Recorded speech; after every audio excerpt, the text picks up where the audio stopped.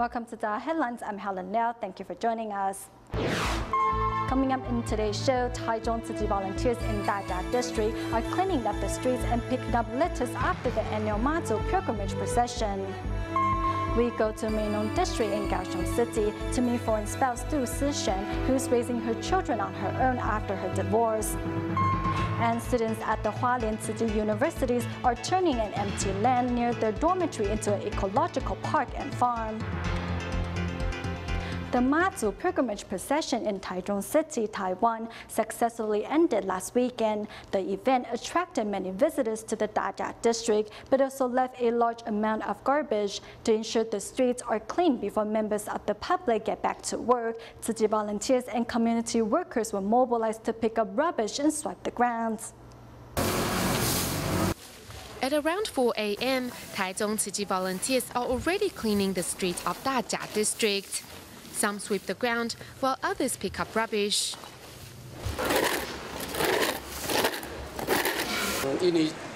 This year we had some rain, so the grounds were easier to clean than in previous years. And there were more fireworks this year too.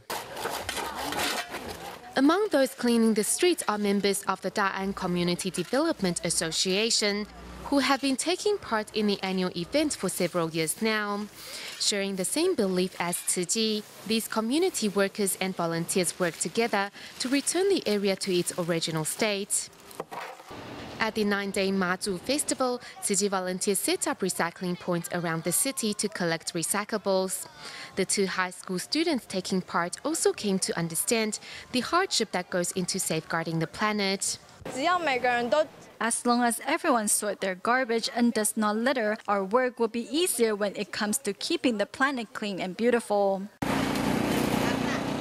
According to Taichung City's Environmental Protection Bureau, during the Mazu festival, the total amount of garbage created was 83.28 tons.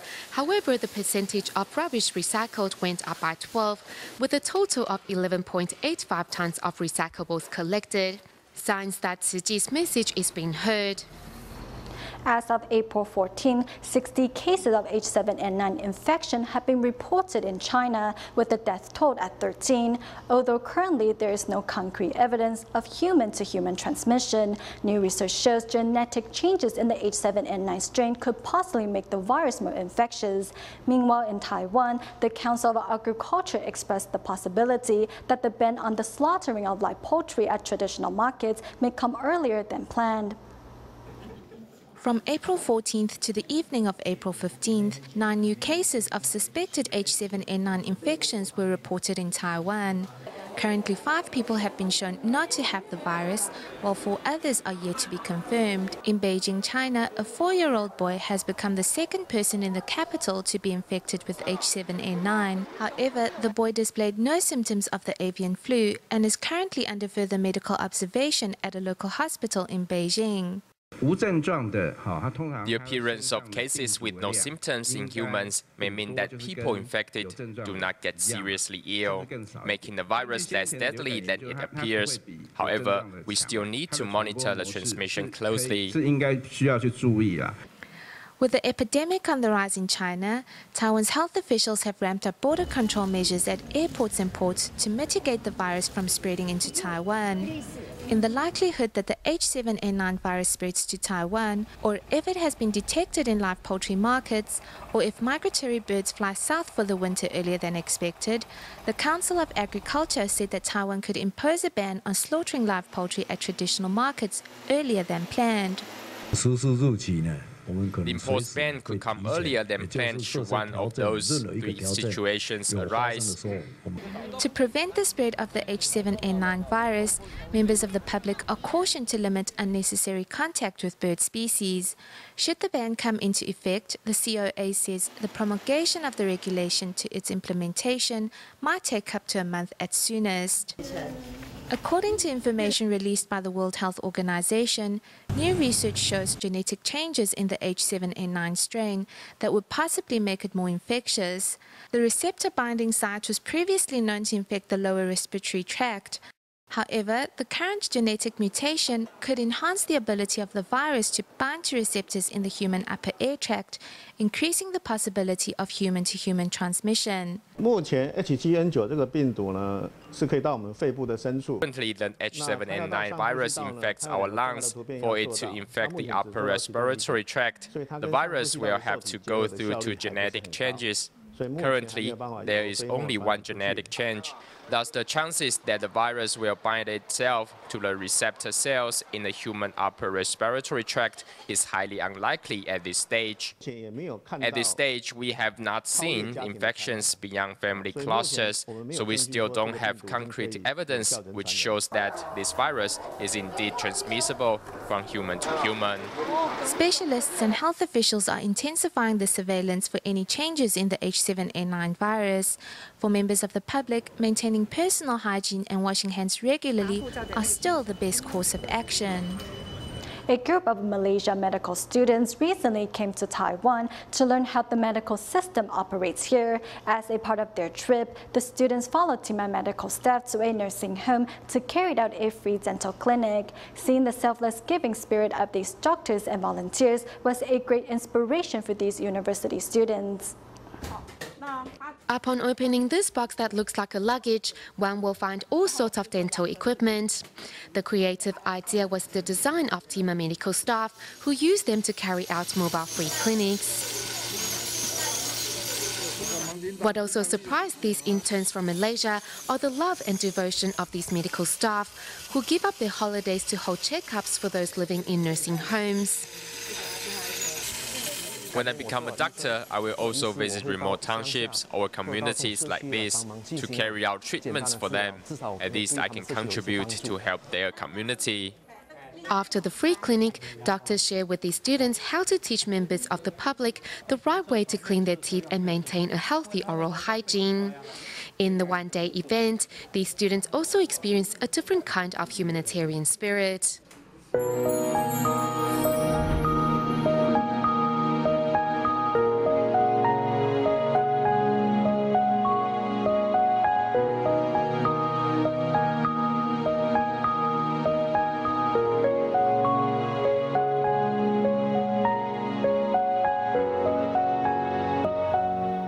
In Taiwan, there are over 46,000 foreign spouses, with the vast majority of them being females who have traveled to live and marry in an unfamiliar country. In Meinong district of Kaohsiung alone, there are over 700 foreign spouses. Among them is Tzu Chi, who came to live and work in Meinong after her divorce. Despite her nationality, she is just like any Taiwanese mother who would do anything for her son.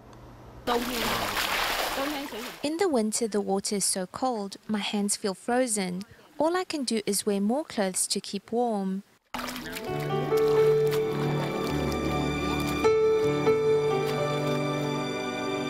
My name is Kaohsiung. I'm not afraid of difficulties in life, as my son is my beacon of hope.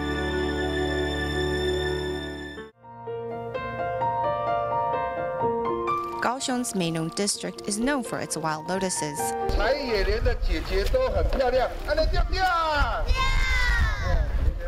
In her early 30s, Tzu Chi is one of the farm's best workers. This girl is a hard worker. Most of them are like that. These three are a few of my best workers. The owner is referring to these three women, all originally from Vietnam, that have brought much liveliness to the village. Every day each morning, the lower bodies of these lotus pickers are submerged in water. Their daily harvest of wild lotus is a minimum of 200 pounds. Owner Li Dongzhen says that most Taiwanese girls are not willing to do this kind of work, and very few will marry into a farming village. We will chat while we're working if we're in a good mood. If not, then we'll just argue with each other. I tip my hat to them for their bravery in marrying a foreigner. Those who marry well will have nice husbands. Those who don't are often abused by their husbands, like that one over there. Her husband will bring her food to eat, so she's fine, but Tzu Chi's husband likes to drink and will often hit her and things like that. Although they both married Taiwanese men, the two were dealt different hands. Tzu Chi, how did you end up in Meinong? Who told you to come here? No one told me to come here. At the time, jobs didn't pay well, and a plane ticket home was expensive. I got married and divorced over in Qishan. Many times, things don't work out as one imagines. Most people are averse to new immigrants. We hear prejudice like that. I mean, look, she's just trying to raise her child, pay rent. It's difficult as a single parent. You miss your family so much that it makes you cry. Everybody is like that when they first arrive here. The other girls are like that as well.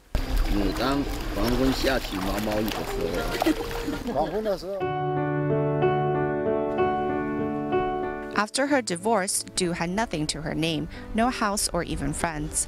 Making $100 an hour here picking wild lotuses, the young mother finds her life now enriched beyond belief. Du is similar to other Taiwanese mothers who scrimp and save to ensure their children don't go hungry.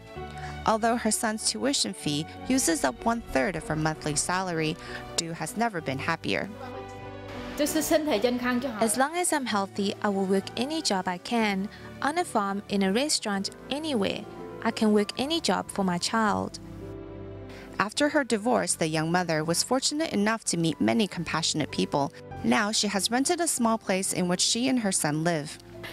Sometimes I think we are not really living our lives for ourselves, but for our children. Our children are the most important thing. Many new immigrants to Taiwan are like Du, slowly finding renewed energy to keep going in this foreign land they now call home. In Taichung's Fengyuan district lives one of Tzu Chi's care recipient family, the Wang family. Mr. Wang passed away from cerebellar atrophy, and his 3 children are all currently suffering from the same disease. Just when this family is in despair, Tzu Chi volunteers and Tima medical staff arrive with love and care. Every day, Ms. Wang spends much of her time taking care of her 3 children, all of whom suffer from various stages of cerebellar atrophy, which confines them to a wheelchair or completely bedridden.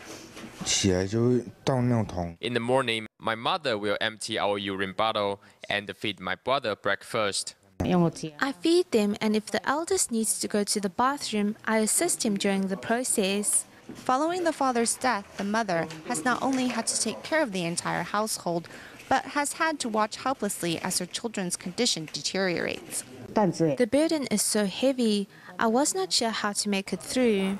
Just when it seemed there was no hope, fortunately, Tzu Chi was there. I sent over an air mattress chair that will ensure your second oldest does not get bed sores. Take a deep breath. Also here today to give Miss Wang's sons a checkup is team doctor Zhang Pei-ye. In beginning, she didn't have a good grasp on medical treatment. However, in the time that we have been coming here, we have seen an improvement in their care. The volunteers are a big source of help and support. It was moving to see how she has never given up on her children. I suggested that she send them to a care facility, but she refused, deciding to care for them herself. Today, the tears of this extraordinary mother are ones of gratitude for the love and warmth she has received. Tzu Chi's history in Bloemfontein, South Africa began with Tzu Chi volunteer Jiang Fude, who sees every opportunity to do Tzu Chi's work. He will often visit Zulu children in remote townships distributing stationery. Although he passed away from cancer a few years ago, his spirits inspired many fellow volunteers to continue spreading the seeds of love all across the city. Whenever Tzu Chi volunteers pass through Bloemfontein, they always make a stop at Jiang Fude's home, where they spend quality time catching up and talking about Tzu Chi. Jiang's hospitable and generous character lives on in the hearts of his fellow volunteers.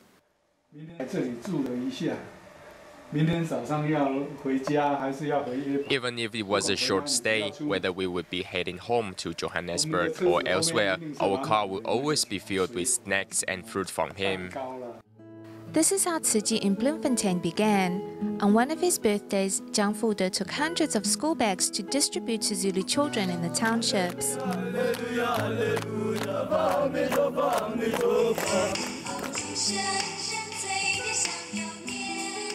At the New Year celebration in 2008, Jiang also invited students from the Tzu Chi school in Ladysmith to stage a performance at the event.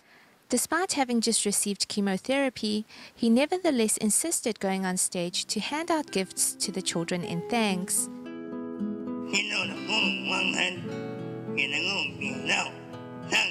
We hope that Tzu Chi volunteers in Bloemfontein will fulfill our master's wishes to help the African people, and it all starts with helping the children. His heart and soul devoted to helping the Zulu children has inspired those around him to follow in his footsteps. The Dharma vessel that has sailed to Africa has taken us on board, so we must seize each opportunity to give. Volunteers once again returned to Jiang Fude's home, hoping to inspire Jiang's family to fulfill his lifetime wish. When we think of everything he has done in the past, we are truly grateful. With the Tzu Chi volunteers' dedication, the seeds of love in Bloemfontein will continue to flourish.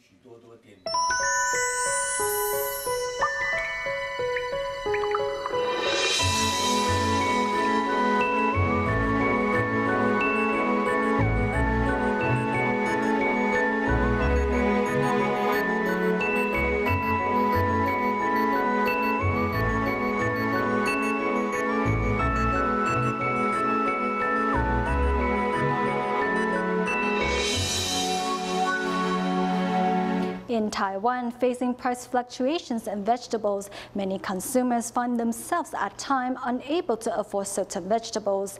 In fact, the Agriculture and Food Agency established a plan to prevent this problem. To date, however, the plan has not been able to stop market fluctuations.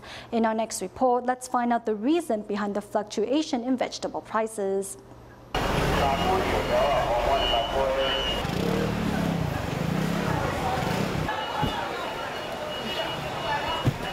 Before sunrise, this wholesale market is already filled with buyers.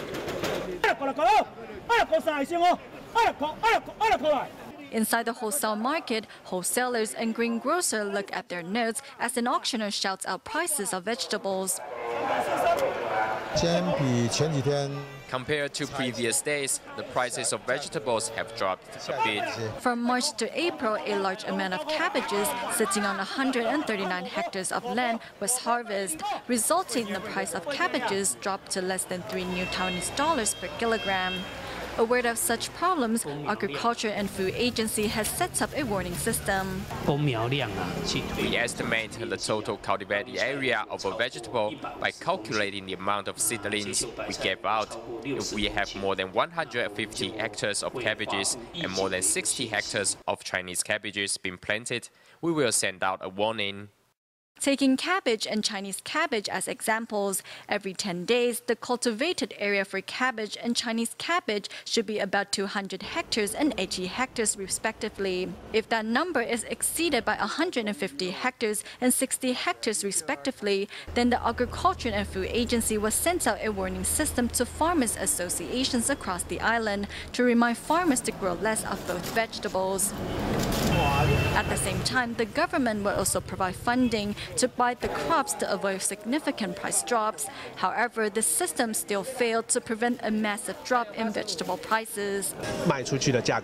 Farmers don't know the selling price of their goods and can only find that out from wholesalers. It means that wholesalers are mainly the people that determine the prices of vegetables.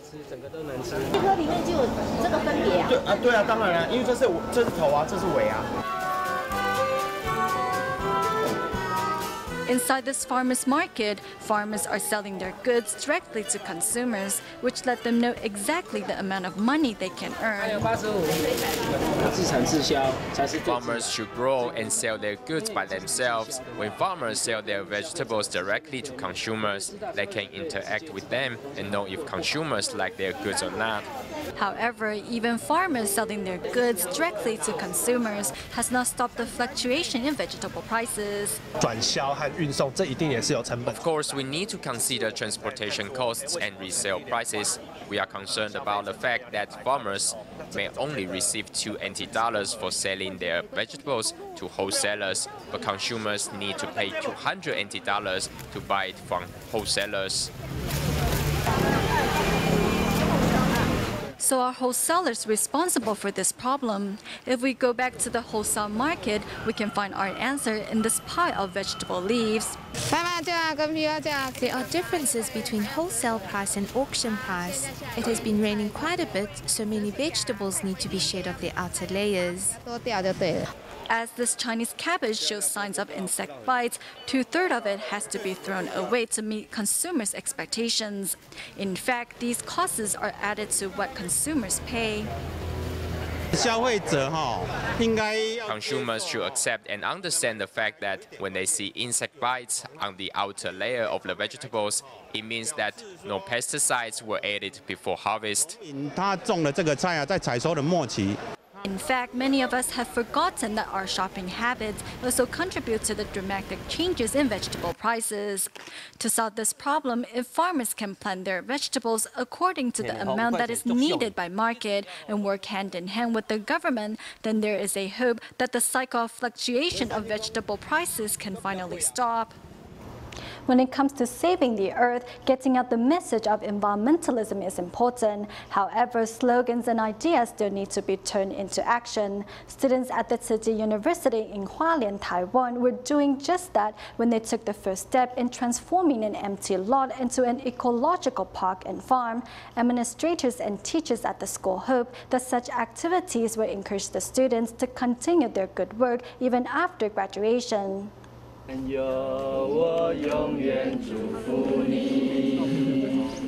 Before starting, everyone groups up in a circle to bless the young saplings to be planted. I believe it is important for everyone to learn how to plant trees, as well as how to bless and purify the land on which these saplings will soon call their home.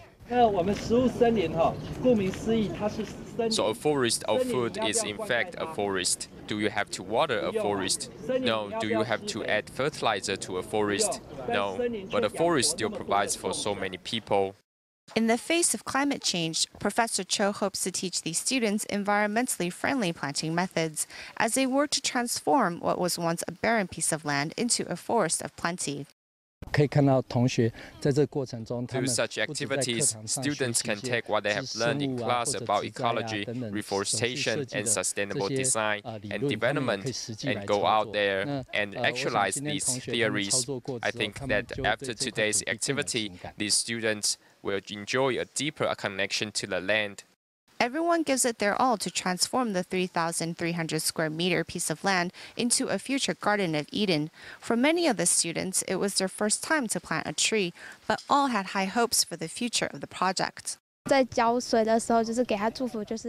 will bless them as I water them. I will tell the tree that I hope it can grow quickly and that it can still be around for the next generation to enjoy. The development of the new ecological park and farm is not only a step in the right direction in reducing greenhouse gases, but by getting students personally involved, it helps them nurture a bond of love and hope between themselves and the earth. We stay in Taiwan at the end of the show. International students from Paraguay visited the Tzu Chi Humanitarian Center in Guangzhou of Taipei. These students not only visited Dai TV, but also practiced recycling at the Tzu Chi Guangzhou grounds. We will leave you with these images. Thank you for watching Dai Headlines. Goodbye.